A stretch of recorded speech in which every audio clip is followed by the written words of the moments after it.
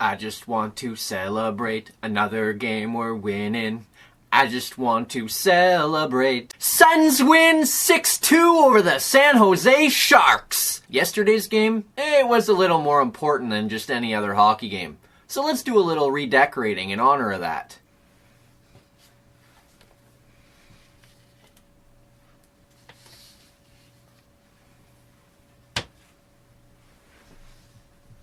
Yes, I'm sure as everybody who's watching this is well aware, yesterday marked the first time Erik Karlsson was in Ottawa since his trade to San Jose in September. In an ironic twist of fate, Karlsson's return came exactly 5 years to the day after Daniel Alfredsson made his own return in 2013 with the Detroit Red Wings. But, where fans were upset with the way Alfredsson's departure went, this one, it wasn't like that at all. It was a love-in all the way around. Karlsson's return was closure of sorts for the fans and for Karl himself. It was almost like a final goodbye and a proper goodbye. But it was also a chance to reminisce about all the good times Karlsson and the Sens had. There were the 2 Norris trophies, and the ridiculous 82-point season where he was robbed of a Norris for a Lifetime Achievement Award. There was the incredible race back from Achilles surgery, where he still scored 14 points in 17 games. And there were the 5 straight 60-point seasons. There were 4 70-point seasons, and the pass to Brassard. There was the pass to Hoffman, or the whole 2017 playoff run. Karlsson's run in Ottawa, it may not have ended well, and it was pretty ugly by September, but he gave this team and this fan base a lot of memories and a lot of good ones. At the end of the day, that's all that matters. When you think back on an era, you think about the moments, and Karlsson gave this team plenty of those moments. Plus, he's the greatest Senator ever, and arguably one of the greatest defensemen ever, so watching him play every night, it was a treat. Of course, he's in San Jose now, and we're just fine without him, as the club rolled to an easy win over the Sharks. But before we get into that though, lineup changes. With Boro out of commission for a little while with a broken hand, the Sens went out and added some depth to their blue line, signing Justin Faulk. Before we get too excited, Ottawa signed the Canadian one with the American name, not the American one with the Canadian name. Justin Faulk, with a U, is still very much under contract with the Carolina Hurricanes. As for the Ulyss Faulk, he signed a 1-year, 2-way deal with the Sens, and with Max Lajoie nursing an injury, he made his season debut against the Sharks. Eric Bergdorfer was also recalled from the Belleville Senators, but he and Max McCormick served as the healthy scratches. Andy got the start and goal, and the Sens kept their lines the same after a successful night against the Rangers on Thursday. Before we get into the meat and potatoes of the game though, a quick shout out to Derek Nansen, who officiated in his 1000th game yesterday afternoon. Referees and linesmen, they take a lot of flack on the ice, and some nights, it's deserved. But the truth is, they play an integral part of the game. Without referees and linesmen, there is no hockey. So with that in mind, congratulations to Nansen, and credit to both the Sens and the Sharks for honoring this incredible achievement. So, after the early ceremony for Nansen, the game got underway, but both teams seem to still be down for their pregame nap. Afternoon games can typically be sleepy for one of the teams. In this game, it was sleepy for both teams. About the only thing of importance that happened in the first period was the tribute to Karlsson, as the teams combined for just 13 shots and very few true scoring opportunities. It almost seemed like the first period was reserved for Karlsson, and sure enough, during the first media timeout, the fans got exactly what they were looking for. A tribute video to Karlsson, which I felt was just okay.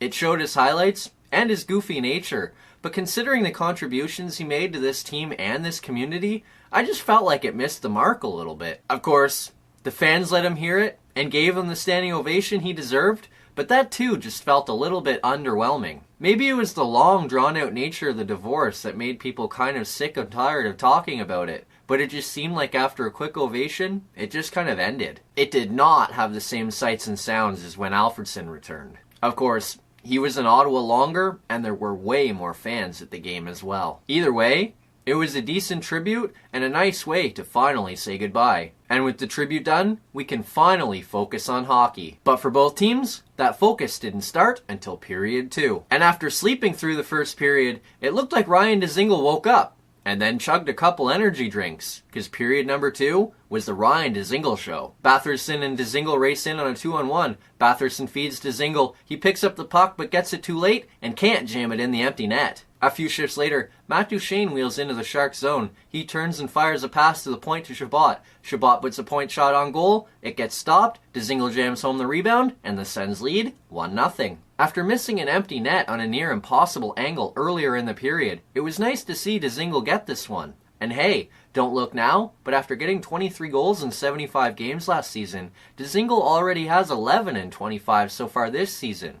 He's on pace to smash his career high in goals, and if he keeps going to the net like that, it won't take long for him to pass that career high. Unfortunately, the lead wouldn't last long, as the Sharks would tie things up a few minutes later. The Sens go down 5-on-3, which is a surprise considering they hadn't been shorthanded in 2.5 games. And while 2 men short, the Sharks make them pay. Karlsson feeds Burns at the blue line. He sends it down low to Pavelski, who swings it cross-crease to Thornton. Thornton easily taps it in the empty net by Anderson, and we're tied at 1. The Sens got running around, and it cost them. The triangle, it was way too big. Why were 2 of the 3 parts of the triangle above the hash marks? On the bright side, though, the goal came at the perfect time for the Sens, and about a fraction of a second too late for the Sharks. Thornton's goal came right as Cece's penalty expired, so the Sharks still had the 5-on-3 advantage in the zone. But with the goal, it wipes out the second Sens penalty instead of the first. While it's never nice to give up a goal, the Sens did catch a break with when it went in. Fortunately for the Sens, the Sharks' goal was a quick break in the Ryan Dzingel show, as a few minutes later, we all got the foot race we wanted to see. Ryan Dzingel picks off a Sharks pass at the Sens blue line and races in on a breakaway with Erik Karlsson in hot pursuit. Dzingel tries to make a quick move close to the net. Erik Karlsson whacks it off his stick. The puck goes off the post. Martin Jones picks up the rebound and keeps it out. And the Sens still are tied at 1 with the Sharks. Man, what a race. But we saw one thing that was very clear. Dzingel has terrific speed, but Karlsson's ankles, yeah, they look pretty healed and pretty good. That felt like a Kentucky Derby race. 2 thoroughbreds going at it. Unfortunately, Karlsson wins this time. A few minutes after that, Dzingel is at it again. Dzingel and Batherson work a give and go. Dzingel gets free and alone in front of the Sharks' goal. He tries to outweight Martin Jones, fires it, beats him, doesn't get by the paddle as Jones sticks out the stick, whacks it away, and Dzingel is stuck on 11 goals. Fortunately, the Sens would finally break through. The home side wins the faceoff and executes a perfect breakout. Zach Smith carries the puck through the neutral zone and hits Ben Harper at the blue line. Harper wheels down the left-hand wing and fires a perfectly placed wrist shot just over the pad of Jones and just inside the post for his first career NHL goal to give the Sens a 2-1 lead. It took him 60 games in the NHL, but he finally got it. I'm sure he'll take it, and the Sens will take it, and I know for sure that I'll take it. Not only was it nice to see him score the goal, but the look on his face when the puck went in, it was priceless. It was a mix of shock and excitement.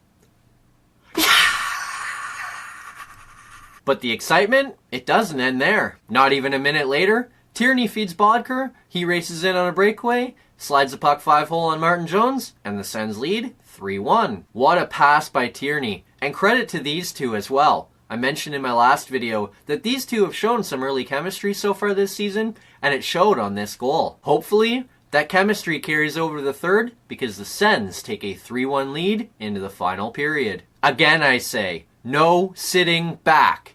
Take it to them and finish this game. The Sens oblige as they somehow end up with a 4-on-2 odd-man rush on a power play. Bodker leads the rush. He feeds Stone, who patiently outweighs Martin Jones before firing it by Jones to give the Sens a 4-1 lead. What a great shot by Stone. But let's be honest, the Sharks, they were way over-pressing on this play. They tried to push for a shorthanded chance, pressed too many guys up the ice, got caught, and Ottawa took advantage. Credit to the Sens for making them pay, too. That's a big goal. And an even bigger goal was the Sens' 5th goal. Now this one I'll take. But man, oh man, do these goals ever frustrate me. With just over 5 minutes left in the game, and down by 3, the Sharks pull their goalie. Karlsson turns it right over to Pajärvi, and with a 3-goal lead, he fires it down the ice, hits the empty net, and makes it 5-1 Sens. What a surprise. Another pulled goalie fails. As a Sens fan, I love getting free goals. But can I just address something? Why did Peter DeBoer pull Martin Jones? Because the Sharks were all over the Sens and were trying to come back. They were all over the Sens in 5-on-5 play. So DeBoer thought it would be a good idea to pull his goalie and make it 6-on-5.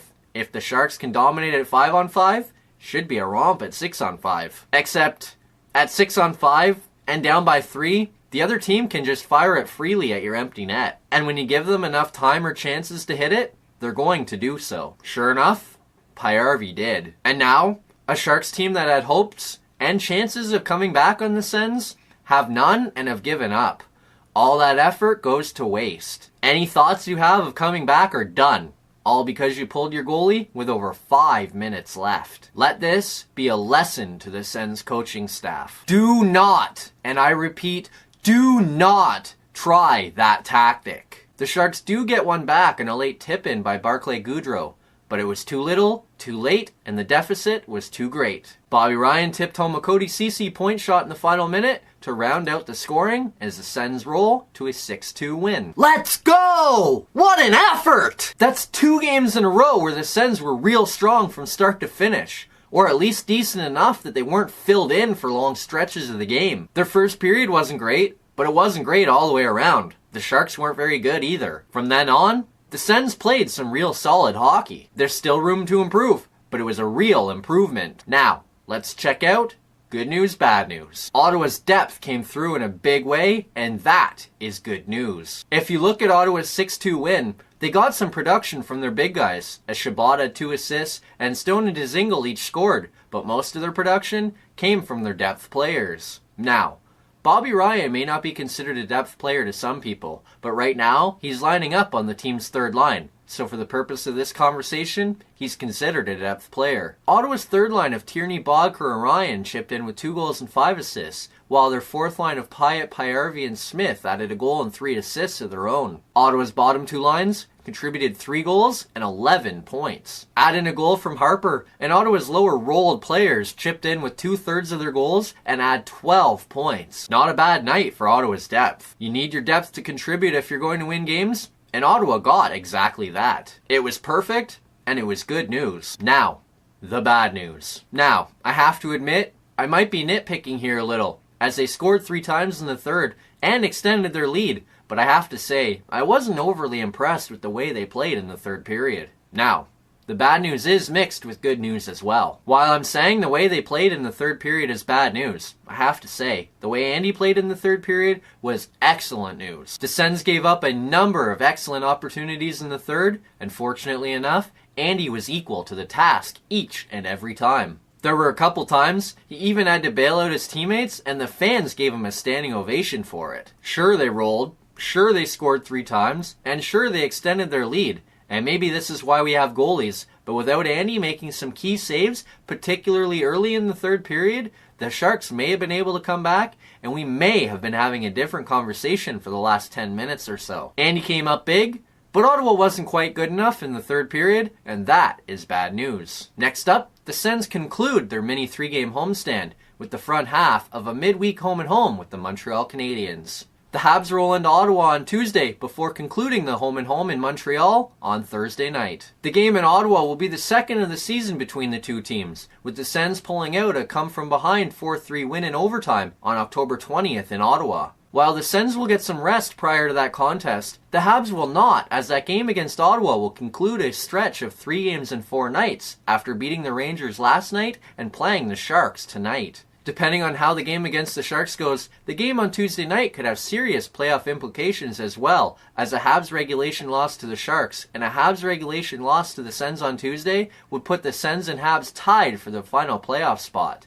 There are 3 teams sitting between the Sens and Habs that could have some say in that as well, though. The Rangers, Red Wings, and Hurricanes all play tonight as well, so a win from any of those teams, and the playoff number would change again. Regardless, a win over a rival is never a sad thing. Let's get our second of the year. See ya Tuesday night.